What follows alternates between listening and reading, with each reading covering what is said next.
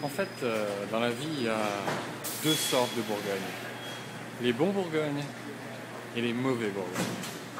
Grégory Patria, qui travaille pour la maison Jean-Claude Boisset, nous témoigne un petit peu de sa vision des choses sur les bons Bourgognes et les mauvais Bourgognes. Puis qui plus est, vous parle un petit peu de ce changement en Bourgogne de style, c'est-à-dire que vous avez les vins de vignerons, puis les vins de négoce. Le vin de négoce, où justement les gens ne sont pas propriétaires, le producteur n'est pas propriétaire des vignes, il doit acheter le raisin. Sauf qu'aujourd'hui, négoce ou vin de vigneron, les deux ont quand même de très très beaux produits. Je vais laisser M. Patria vous expliquer cela en détail, et je vais prendre mon bus, parce que c'est l'heure d'y aller là. La Bourgogne, ces 10 dernières années, c'est vrai, c'est métamorphosé, surtout pour la partie négoce de la Bourgogne.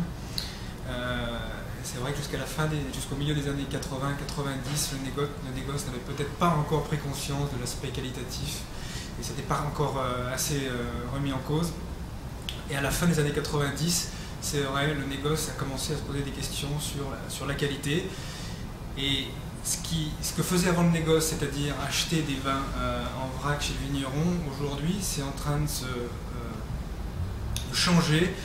Le négoce est en train de vinifier lui-même, de signer ses vins lui-même. Donc ça c'est très important. Donc ces 10 dernières années, vraiment, le négoce aujourd'hui, on peut dire, signe ses vins et c'est remis en cause de manière qualitative assez importante. Auparavant, il y avait une frontière qui était assez importante entre, d'une part, vous aviez les domaines d'un côté, qui étaient supposés être les acteurs qualitatifs, et de l'autre côté, le négoce. Donc il y avait une espèce de frontière qualitative entre ces deux mondes. Je dirais qu'aujourd'hui, cette frontière n'existe plus. Et la frontière, elle est entre les bons et les mauvais vins. Un grand pinot noir, c'est un vin avec de la complexité, avec une couleur un petit peu soutenue, sans être trop intense, et puis un vin qui a de la longueur en bouche, donc ça c'est important. Mais c'est vrai que pour le consommateur, c'est très difficile de faire la différence entre un Gevrey Chambertin un tel et un Gevrey Chambertin un tel. Comment savoir quel est le meilleur? C'est vrai que c'est compliqué. C'est pour ça qu'il faut s'y intéresser, il faut connaître un petit peu la réputation des domaines. C'est pas une région de marque, la Bourgogne, c'est une région où vraiment il y a un véritable vigneron, il y a une véritable philosophie derrière la bouteille où il faut s'y intéresser. Mais c'est très compliqué, c'est vrai.